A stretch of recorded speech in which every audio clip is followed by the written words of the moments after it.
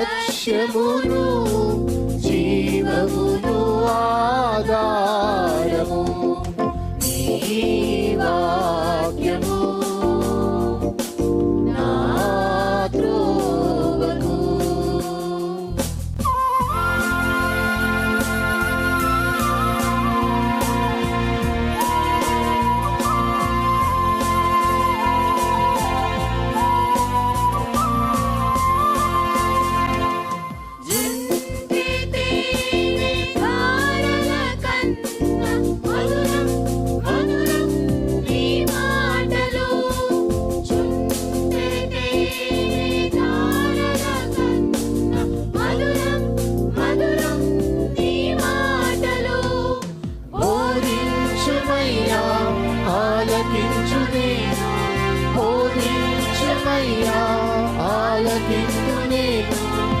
అనుసరింతునయ్యా ఆత్మశక్తితో, అనుసరింతునయ్యా.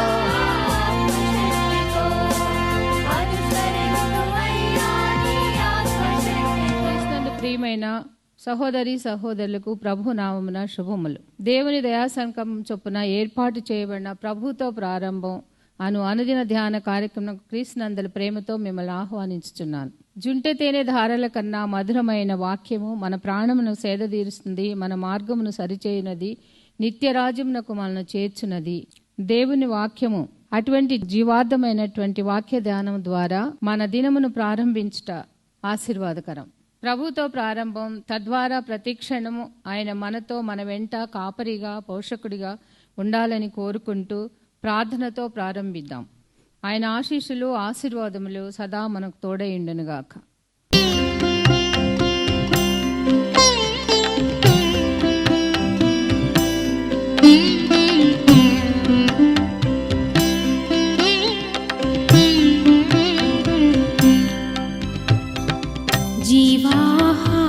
జీవాహారమారమ్ము చిరజీవాన్నము నిచ్చి జీవిత క్షుద తీర్చుము.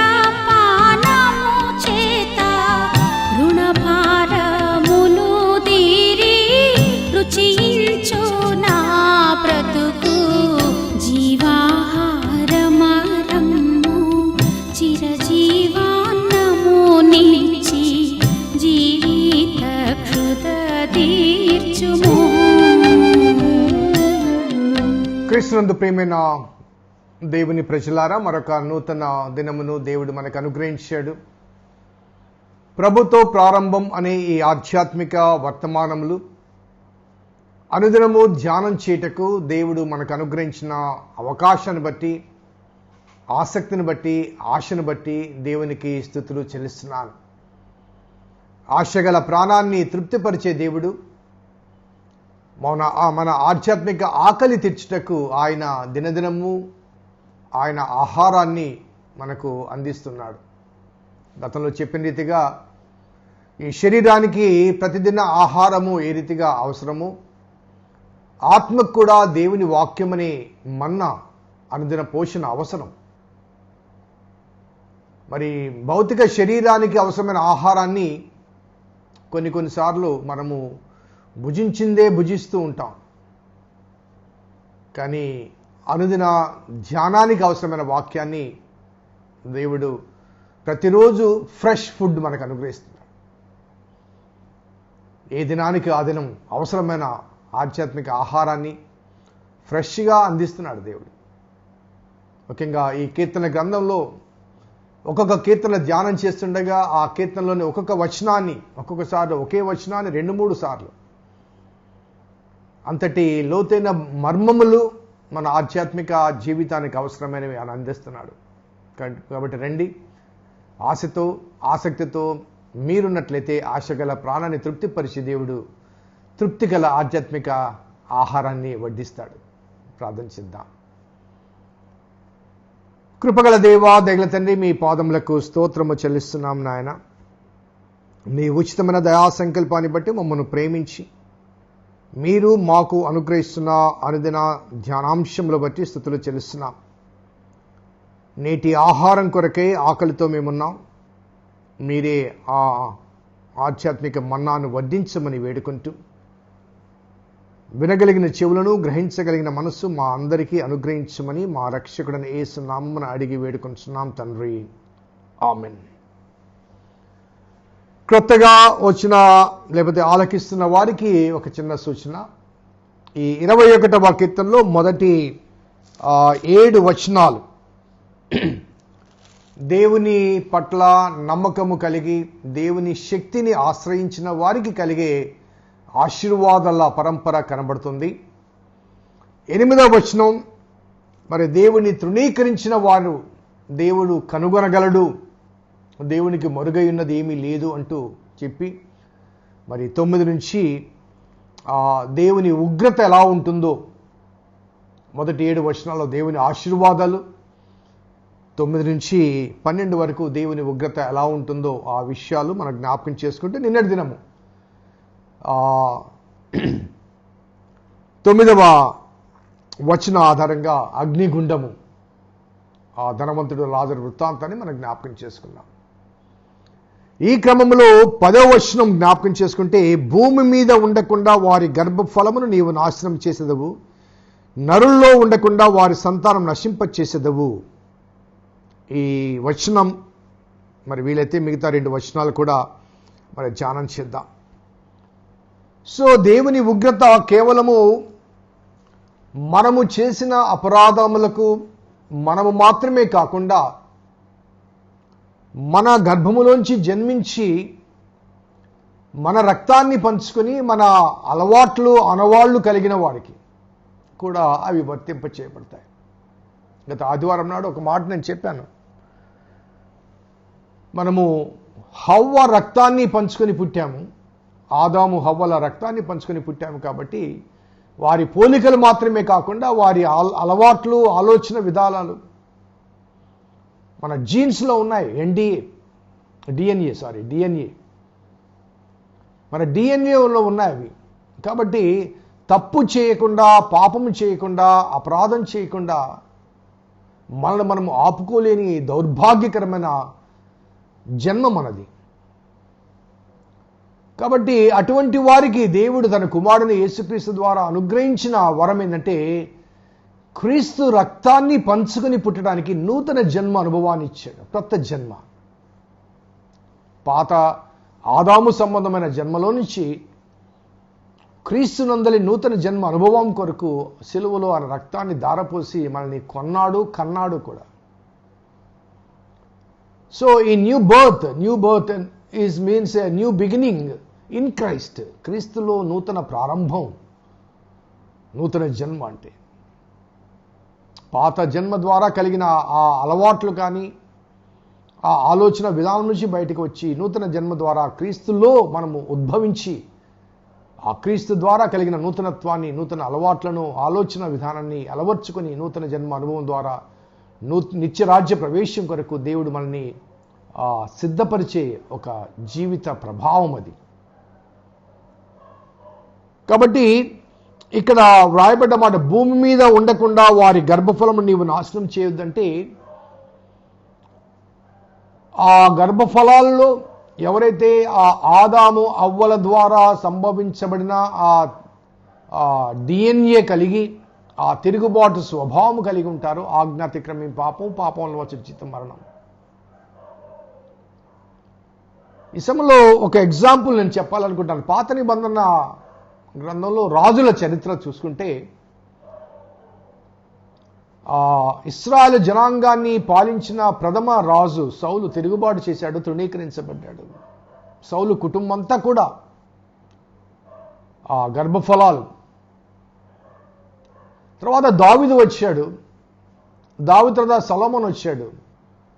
సొలొమోను యొక్క అవిధేయతను బట్టి దేవుడు అంటాడు, నీ తండ్రిని బట్టి నీ రాజ్యాన్ని తొలగించను, కానీ నీ కుమారుని కాలంలో రాజ్యము నీ నుంచి తీసివేస్తాను, కానీ నీ తండ్రికి వాగ్దానం చేశాను కాబట్టి ఒక గోత్రాన్ని నీకు ఇస్తానంటాడు.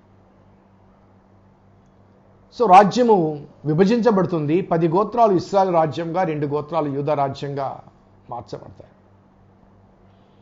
ఇశ్రాయేలు రాజ్యాన్ని పాలించిన 20 మంది రాజులు కూడా దైవ వ్యతిరేకమైన విధి విధానాల చేత, విగ్రహారాధన చేత, చుట్టుపక్కల ఉన్న అన్యుల రాజుల, వారి యొక్క దేవుళ్ళ, దేవతల అనుభవాల మధ్య వారు కొనసాగారు. సో ఒక 100 సంవత్సరాల ముందే వారు అష్షూరు ఇలా చేతికి బానిసలుగా పంపబడ్డారు. వారిలోంచి సమరయులు వచ్చారు. అది బైబిల్ స్టడీలో నేను చెప్పాను, లోతుగా నేను వెళ్ళలేను. యూదా రాజ్యానికి 2 గోత్రాలు వచ్చాయి. ఆ 2 గోత్రాలు ఇశ్రాయేలు రాజ్యం కన్నా ఇంకొక 100 years కొనసాగారు. వీరు 20 మంది రాజులు, అనగా ఇశ్రాయేలు పాలించిన 20 మంది రాజులు కూడా దుర్మార్గులు, విగ్రహారాధికులు.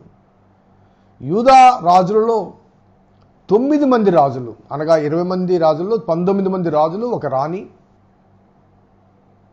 ఆ 19 మంది రాజుల్లో 9 మంది దేవునికి కొంత అనుకూలంగా జీవించారు.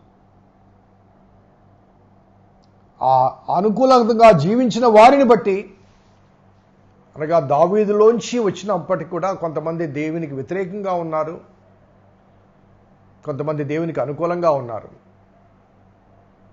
సో ఆ కాలం, ఆ రాజ్యము ఇంకా అధిక కాలము కొనసాగింది. సో ఈ మాటలు నేను ఎందుకు చెప్పాల్సి వస్తుందంటే, ఒక ఎగ్జాంపుల్ నేను ఇక్కడ ఒక వ్యక్తిని చూపించాలనుకుంటున్నాను. అదేంటంటే రాజుల మొదటి గ్రంథము 19వ అధ్యాయం 15-17లో దేవుడు ఆహాబు, యెజబెల్ యొక్క ఆ భయంకరమైన విగ్రహారాధిక ఆ పరిస్థితిని బట్టి ఆ చివరి దినాల్లో దేవుడు ఏలియాతో అంటాడు, ఏలియా నీవు ఆహాబునకు బదులుగా యెహూ అనే అతన్ని రాజుగా అభిషేకించమంటాడు. నీకు బదులుగా ఏలియా అని అంటాడు. సిరియా దేశానికి యెజ్రెయేలును రాజుగా అభిషేకించమంటాడు.